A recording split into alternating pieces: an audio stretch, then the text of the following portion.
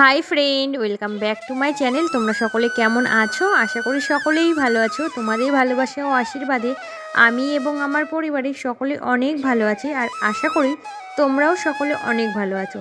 আর দেখো, তোমাদের সাথে তো আমি প্রতিদিনই ভোরবেলা থেকে আমার ব্লগটা শেয়ার করি। তো আজকে দেখো অনেকটা বেলা হলে ব্লগটা শেয়ার করেছি। তো তোমরা সম্পূর্ণ ভিডিওটি দেখতে থাকো, আশা করি তোমাদের ভিডিওটি ভালো লাগবে। আর তোমরা তো জানো আমি আমার নিত্য কাজের সাথে সাথে তারা তো জানো আমি কিন্তু আমার ব্লগ ভিডিওর সাথে সাথে গুরুত্বপূর্ণ তথ্যগুলো তোমাদেরকে দেওয়ার চেষ্টা করি।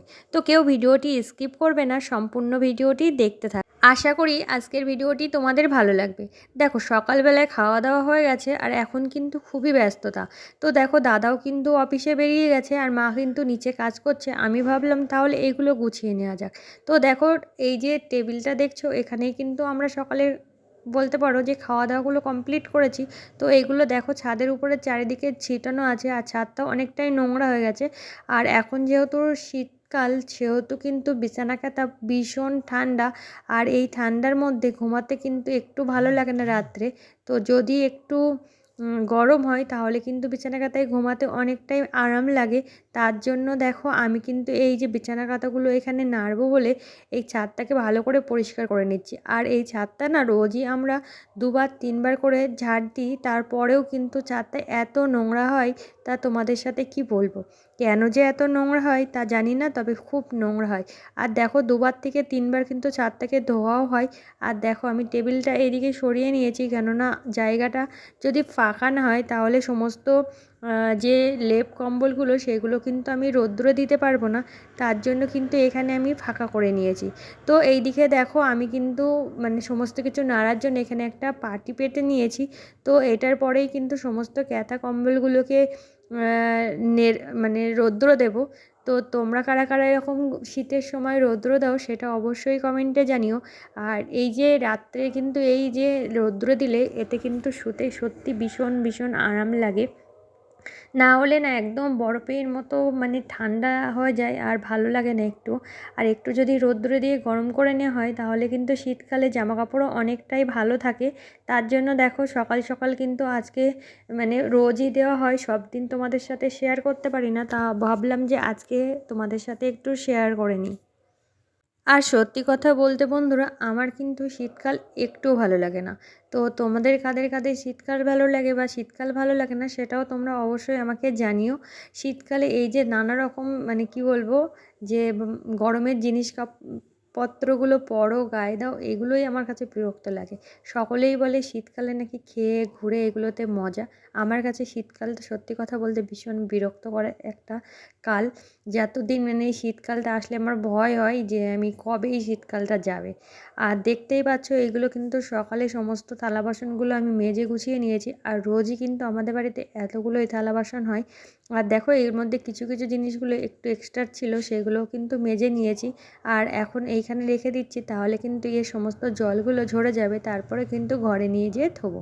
তো দেখো, এই যে বাসন কাসনগুলো কিন্তু মাজা কমপ্লিট, আর এখন এইখানে একটু রেখে দিচ্ছি।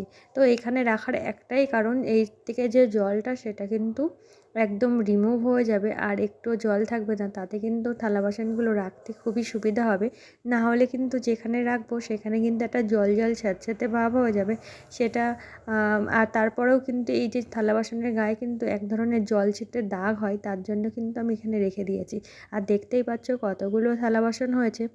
আর এই যে গামলাটা দেখছো, এটাই কিন্তু আমরা আলু তরকারি এগুলো সবজি মা এগুলোই রাখে। তো দেখো, অনেক দিন এটাকে পরিষ্কার করা হয়নি, নোংরা হয়েছিল, তাই জন্য ভাবলাম এটাকেও একটু পরিষ্কার করে নেওয়া যাক। তারই সাথে সাথে বাবা কালকে বাজার থেকে দেখো নতুন আলু এনেছিল। আর তোমরা তো জানো এখন কিন্তু নতুন আলু উঠে গেছে। আর এই নতুন আলুতে প্রচুর পরিমাণে বালি থাকে, তার জন্য দেখো আমি এখানে ধুয়ে গুছিয়ে নিচ্ছি, না হলে যখন রান্নার সময় তরকারিগুলো কাটতে সত্যি ভীষণ অসুবিধা হয়। তার জন্য দেখো আমি কিন্তু আগে থেকে এগুলোকে পরিষ্কার করে নিচ্ছি। আর এই যে নতুন আলু, তো তোমরা যারা রান্না করো তোমরা দেখেছো কতটা এতে নোংরা থাকে। তো দেখো, এখানে সমস্ত সবজিগুলো রেখেছি, আর এখন এই যে পাত্রটাও কিন্তু শুকিয়ে গেছে, তাই জন্য আমি এগুলোকে গুছিয়ে নেব। আর তারই সাথে সাথে বাবা কিন্তু একটা কুমড়ো নিয়ে এসেছিলো। আর তেমন সবজি আমরা কেনা হয় না আমাদের, কেননা তোমরা অনেকেই জানো আমি কিন্তু গ্রামে থাকি, আর আমাদের বাড়িতে কিন্তু প্রচুর শাকসবজি লাগানো, তাছাড়াও মাঠেতেও আছে। আর যেগুলো মানে একদমই নেই সেই জিনিসগুলোই কিন্তু আনা হয়, খুবই কমই সবজি আমরা কিনি। আর এদিকে দেখো লঙ্কাগুলোর ভোঁটাগুলো ছাড়িয়ে নিয়েছি, তাতে কিন্তু লঙ্কাগুলো অনেক দিন ভালো থাকবে। তো দেখো একসাথে অনেকগুলো লঙ্কা নিয়ে এসেছি। আর এদিকে দেখো পেঁয়াজ, রসুন, আদা সমস্ত পাত্রগুলোতে এই জিনিসগুলো রেখে দিলে কাজের সময় কিন্তু পেতে সত্যি ভীষণ সুবিধা হয়, তার জন্য সমস্ত আলাদা আলাদা পাত্র করা। তার জন্য দেখো আমি এখানে গুছিয়ে নিচ্ছি। আর এই আদা, রসুন, পেঁয়াজ, আলু এটাই কিন্তু আমাদের নিত্য বলতে পারো কিনতে হয়, না হলে আমাদের কোনো সবজিই কিনতে হয় না। সবই কম বেশি আছে। আর তারই সাথে সাথে বাবা নিয়ে এসেছিলো কুমড়ো একটা। তো এই কুমড়ো আর এই যে সবজিগুলো এগুলো গুছিয়ে নেবো। তারই সাথে দেখো এখানে নিয়ে এসেছিলো টমেটো, ঠিক আছে, সেইগুলোকে কিন্তু আমি এখানে ঢেলে গুছিয়ে নিচ্ছি। আর আগেই তো বললাম আমরা কিন্তু সেভাবে আমাদের সবজি কিনতে হয় না, সব কিছুই বাড়িতে আছে, তো কি সবজি কিনবে। তো দেখো তার মধ্যে এই যে শীত পড়েছে, আমার টমেটো খেতে খুবই ভালো লাগে, তাই বাবাকে বলেছিলাম, তাই কিছু নিয়ে এসছে। তার মধ্যে থেকে মা রান্না করেছে, তারপরে আমি তোমাদেরকে দেখাচ্ছি। তো যাই হোক আমার কিন্তু এখানে সবজি সমস্ত কিছু গোছানো হয়ে গেছে। আর দেখো রান্নাঘরে সমস্ত কিছু রান্নার পরে একটু তো এলোমেলো হয়, তার জন্য ভাবলাম একটু রান্নাঘরটাও গুছিয়ে নিই। আর সেজন্যই দেখো রান্নাঘরটা একটু ঝাড়পাস করে নিচ্ছি। আর এত সময় পর্যন্ত যারা তোমরা ভিডিওটি দেখছো কন্টিনিউ, তাদের কাছে রিকোয়েস্ট, যারা ভিডিওটিতে লাইক করতে ভুলে গেছো অবশ্যই ভিডিওটিতে একটা লাইক করে দিও। তারই সাথে সাথে যারা এখনও আমার চ্যানেলটি সাবস্ক্রাইব করোনি তারা প্লিজ চ্যানেলটি সাবস্ক্রাইব করে নিও। আর এইভাবেই আমার পাশে থেকো। আমার নতুন বন্ধু, পুরনো বন্ধু সবাইকে আমার ভিডিও দেখার জন্য অসংখ্য ধন্যবাদ আমার তরফ থেকে। তো তোমাদের আমার ভিডিও কেমন লাগছে অবশ্যই সেটাও কমেন্টে জানিও। আর তোমরা যদি কোনো ধরনের ভিডিও দেখতে চাও সেটাও অবশ্যই কমেন্টে জানিও। আর তোমরা তো জানো যে আমি কিন্তু আমার ব্লগ ভিডিওর পাশাপাশি তোমাদের সাথে সমস্ত গুরুত্বপূর্ণ তথ্যগুলোও দেওয়ার চেষ্টা করি। তো দেখো বন্ধুরা, আমি তোমাদের সাথে কাজ করতে করতে আর একটা কথা শেয়ার করি। তো দেখো আমরা কিন্তু প্রতিটা মানুষই আমরা জীবনে কিছু করি তার সাফল্যের জন্য বা সেটা থেকে কোনো বেনিফিট পাওয়ার জন্য। তবে আমার মনে হয় আমি আমার জীবনে ইউটিউবের চ্যানেলটা খুলে সবথেকে বড় একটা ভুল করে ফেলেছি। তো এমন কিছু লাভ কিন্তু আমি দেখতে পারি না, কিন্তু তারই পাশাপাশি আমার মনে হয় যে ইউটিউবে এসে আমার অনেক কাজেই কিন্তু ব্যাঘাত ঘটেছে, অনেক মনোসংযোগ নষ্ট হয়েছে। তো দেখো তবুও কিন্তু আমি আমার স্বপ্ন থেকে বিরত হইনি। মনে হয় একদিন ঠিক আমি সাফল্য পাবো তোমাদের ভালোবাসা ও আশীর্বাদে। তো জানি না কবে সাফল্য আসবে, আদেও আসবে কি না, আর ইউটিউব আমাদের জন্য কিছু ভাবছে কি না সেটাও জানি না। তো দেখো মন দিয়ে কাজ করলে সবাই বলে একদিন সাফল্য পাওয়া যায়। তো চেষ্টা করি নিজেকে ভালোভাবে তোমাদের সামনে তুলে ধরার। কতটা তুলে ধরতে পারি আর কতটা কি করতে পারি সেটা তোমরাই জানো, আমি জানি না। তবে এই ইউটিউবে এসে আমি কিন্তু একটা জিনিস পেয়েছি, অনেক মানুষের ভালোবাসা পেয়েছি, সেটাই আমার কাছে অনেক পাওনা বলতে পারো। হয়তো সব কিছুর পেছনে কিছু তো ভালো কিছু খারাপ এটা তো থাকবেই, তবে বিশ্বাস করি একদিন আমি ঠিক তোমাদের ভালোবাসায় আর তোমাদের আশীর্বাদে একদিন ঠিক লক্ষ্যে পৌঁছাবই।